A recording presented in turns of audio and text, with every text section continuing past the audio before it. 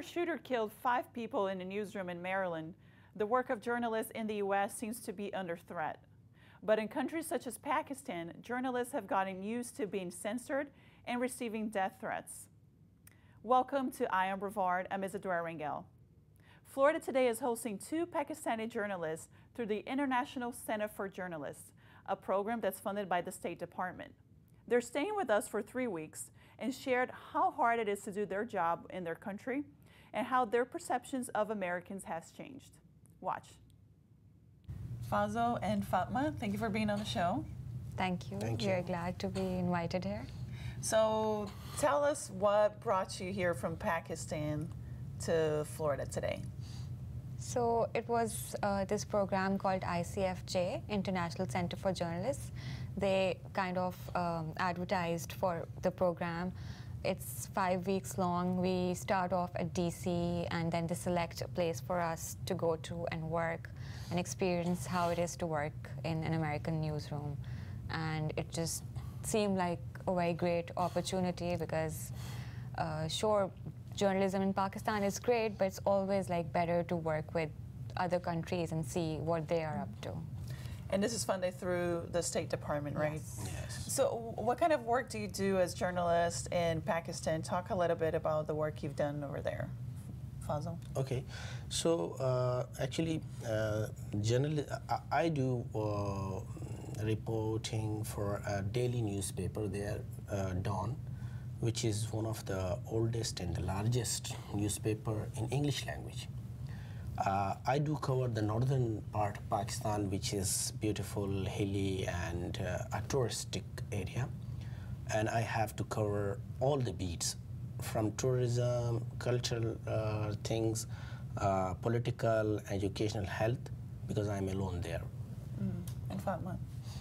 So I work for a monthly magazine that focuses on current affairs and politics, and that's my job to actually see what's happening in the country and what issues we can focus on, not just the typical things that we see in the news all the time, but things that nobody's looking at.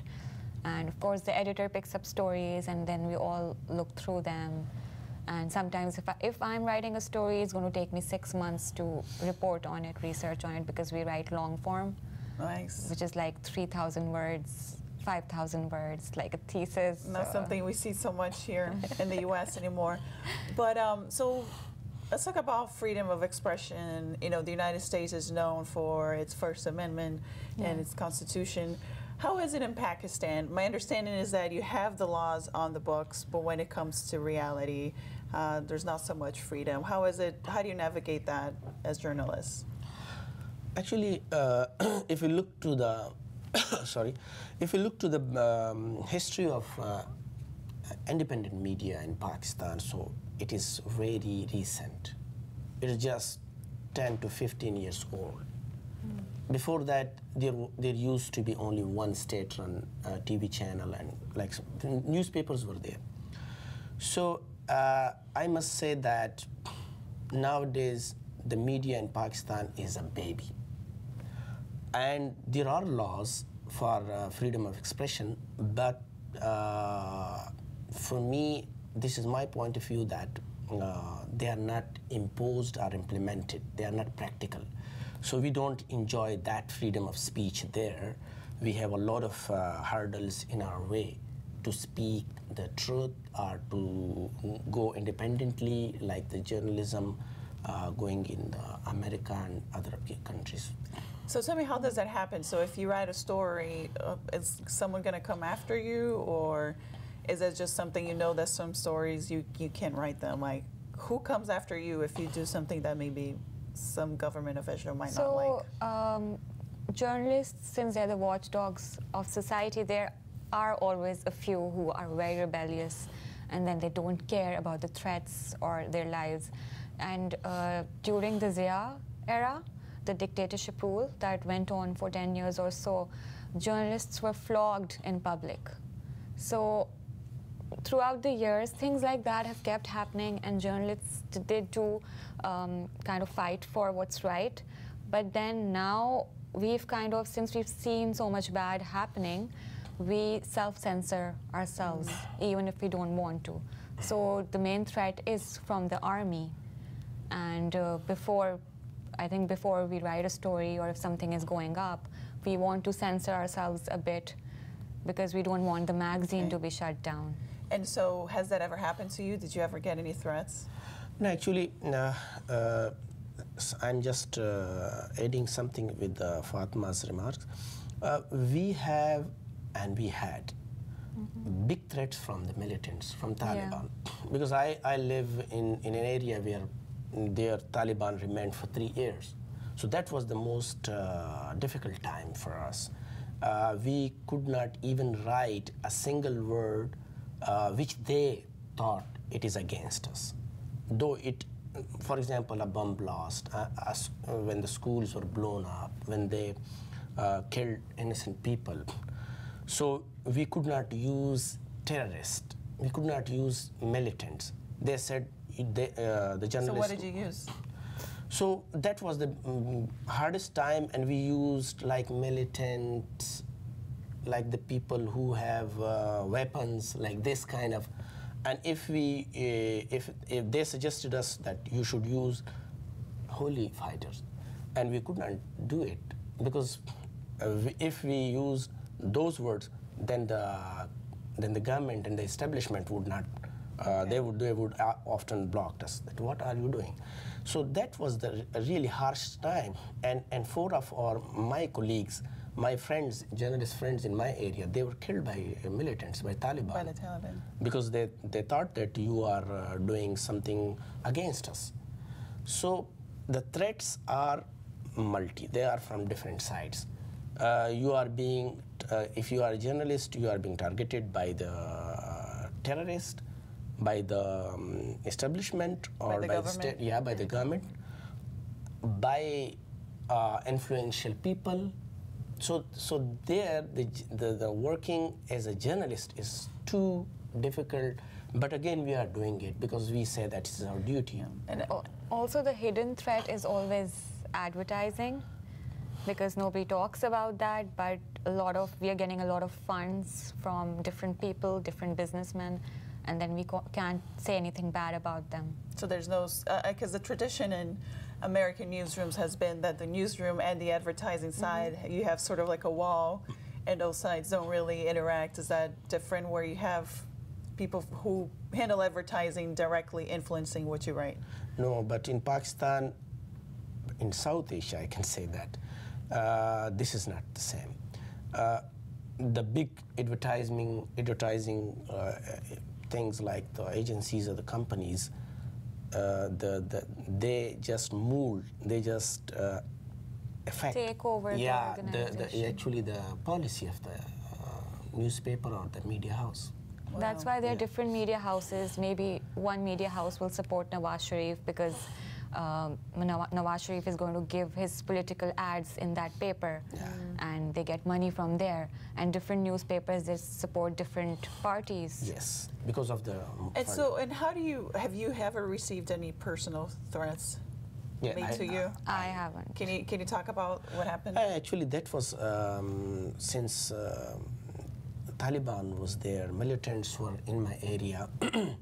So I wrote a book, and whatever I saw and whatever I observed, I wrote about it. So then there were a storm of threats from militants. They said that you have to. Like text messages? There were different things. Telephone calls, text messages, and letters.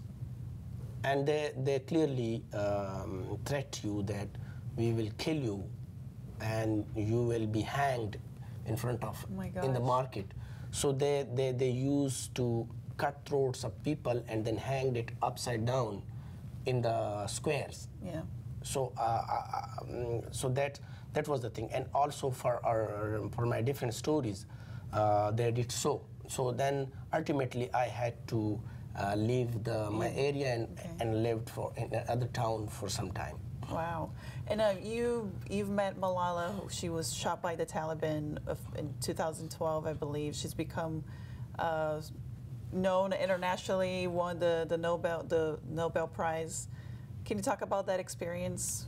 Actually, Malala, we remained together for about 4 or 5 years. And the background is this, that Malala's father was my good friend, and he's still my good friend.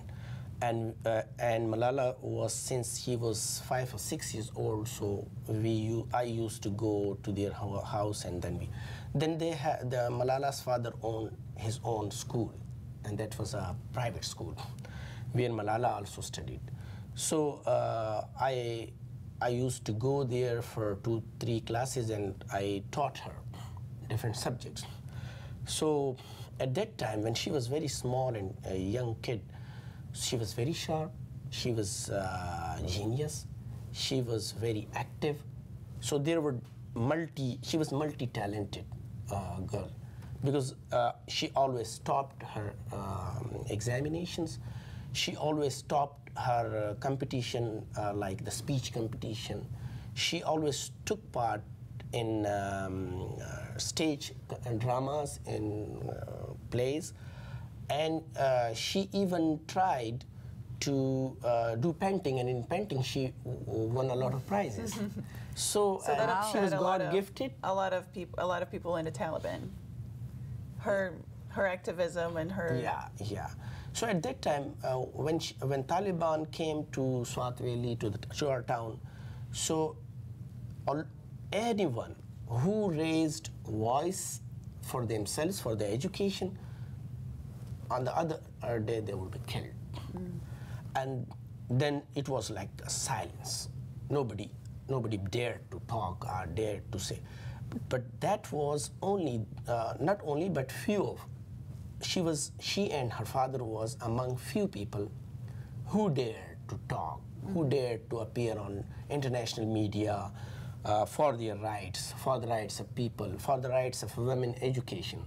Because Taliban said that women education is not legal in their own version of Islam. Yeah. And what happened to her obviously gained international attention.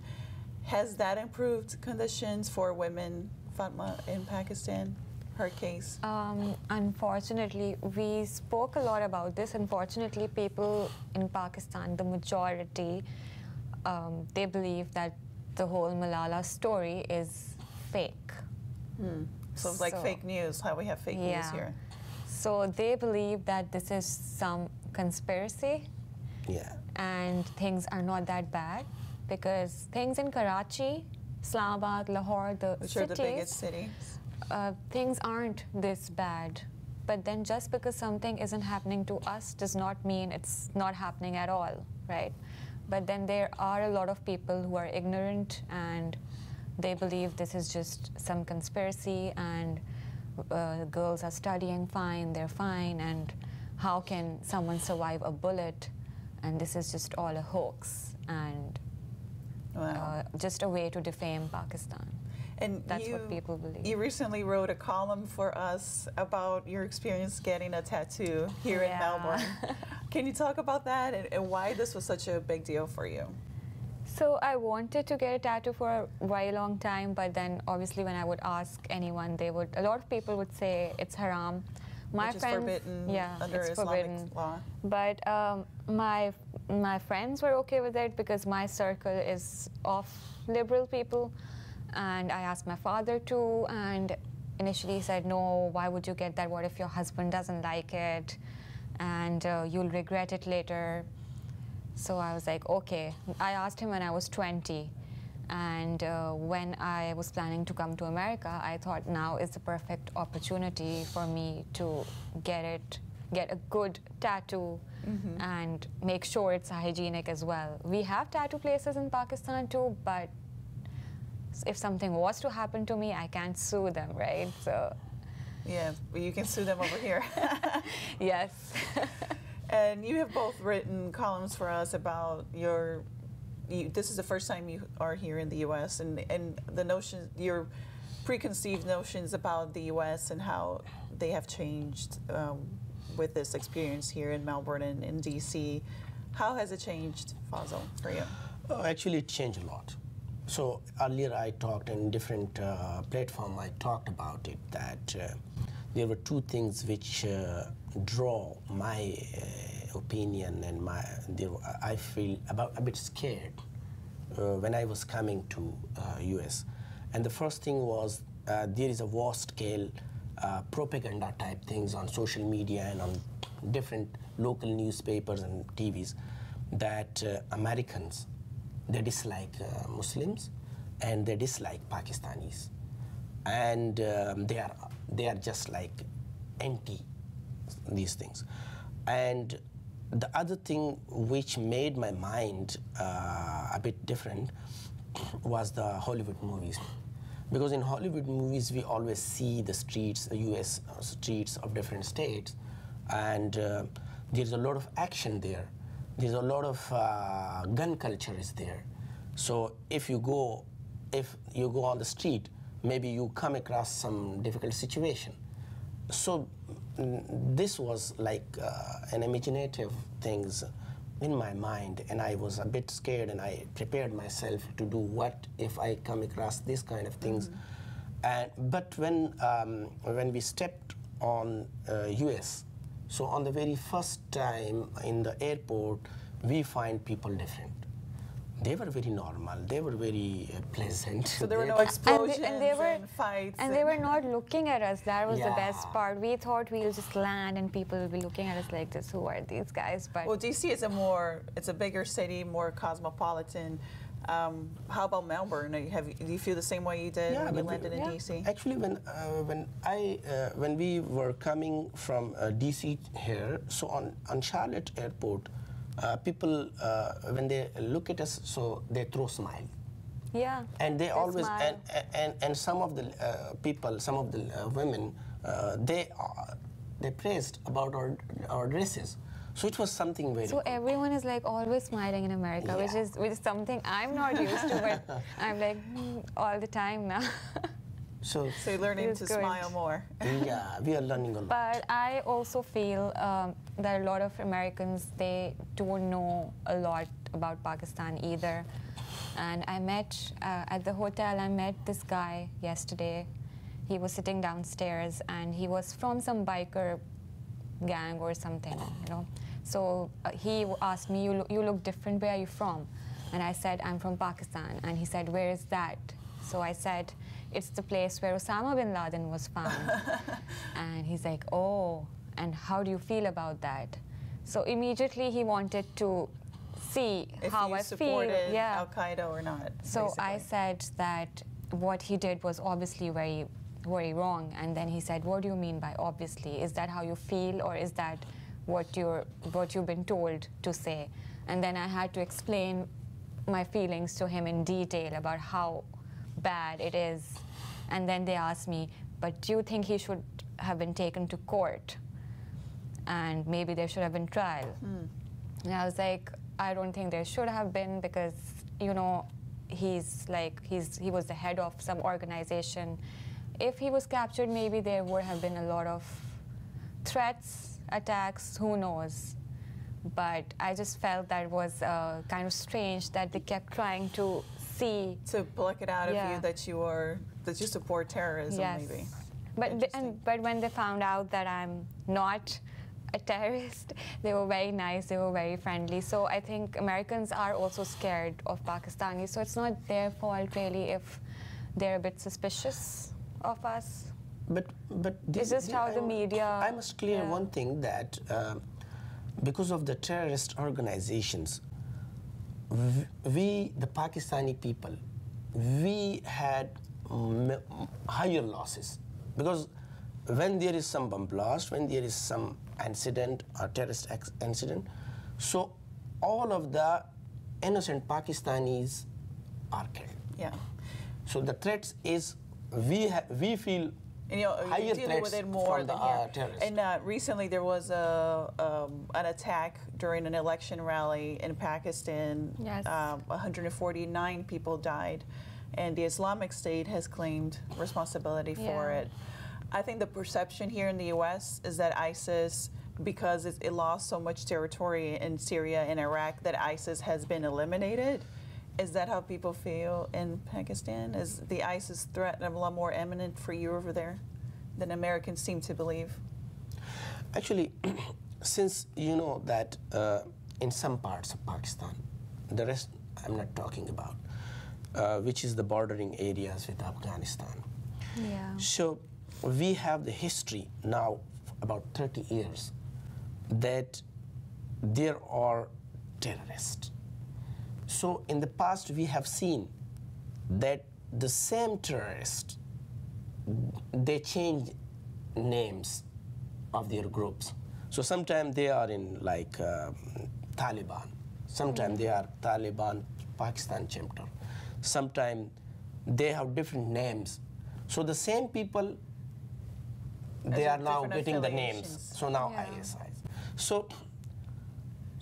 But recently the 2-3 incident occurred, and before that there was an year-long peace. Yeah. So now elections are there. I'm more hopeful as the military now taking serious steps against the terrorists. So I'm seeing hope that soon or sometime near future we will get rid of these things and we will be peaceful like other nations of the world. And the Taliban don't have any logic or any reason to attack political rallies. I think it's just that when we forget about them, they just want to come back and create more fear. It's just that's it. They just want to control our minds. And here in the U.S., I'm sure you've heard that there's so much about Russian meddling in the 2016 elections, but you're having elections on July 25th. Yeah. And there are allegations that the military is trying to rig those elections. Yes. Seems the military still plays a big role in who gets elected. How is the state of democracy in Pakistan today? Actually, unfortunately, it is very sad that since the creation of Pakistan in 1947, we have not seen much democracy. Yeah, not for a long period of time. Not for a long period of time. We have seen 3 times longer military rule, listen, martial laws. Mm-hmm. So democracy is not that much stable. It will take time. You're having elections, so that's quote unquote democracy. So yeah. How does that work? But still there are powers that they are controlling it. They want their own choice government. A lot of channels have been blocked out too. Yeah. Okay. So that's why people are saying a lot of newspapers have been banned in several areas. So it's believed that the army is trying to control the way people think by blocking out the media. So they're doing these small things, but they do add up to something bigger in the future. Yeah, and so one of the things I think one of you guys mentioned to me was the security that you have in Pakistan, especially in newsrooms compared to what we have here. How easy it is to just go anywhere and to just walk into a newsroom. Explain the difference of the security measures in place over there. So we have security even at malls, like in a mall here, you can just walk in. But in Pakistan, there's a detector and you have to leave your purse on the side. Someone is going to open it, check it, and then you can pass through. And even in the newsroom, there are cameras at the entrance. There are a lot of guards. Like here in Florida today, I don't see a single guard. But we have like, I think, 7 to 8 guards all over Dawn, the building. Then there are guards on every floor. They've got CCTV cameras everywhere. When you enter, you have to show them your card. Then you have to cross one check. Then there's another check. And then you enter by putting your card in. And that's when the door is going to open for you. Is that because of terrorism, or is it just because of crime in general? No, because of terrorism. Because of these threats, nothing as such has happened, But you know, since media, the journalists, they are on direct target of different things, and terrorism is on the top. So whenever you go to any media house in Pakistan, you have to pass through different checks, a lot of checks. So it is very different here. I And we're can't see so any used to it because it's a Yeah. part of our lifestyle now. We are just like Yeah. going Even through on the these steps. streets, on the roads, which when you go, so you have different checkposts on different Yeah. places. Yeah. Oh my gosh. So life. So I always say that we have bigger threats from terrorism than other people, than US and people in the other world. They kill us anywhere. They kill us in hundreds, like in the election rallies. They kill us on the roads.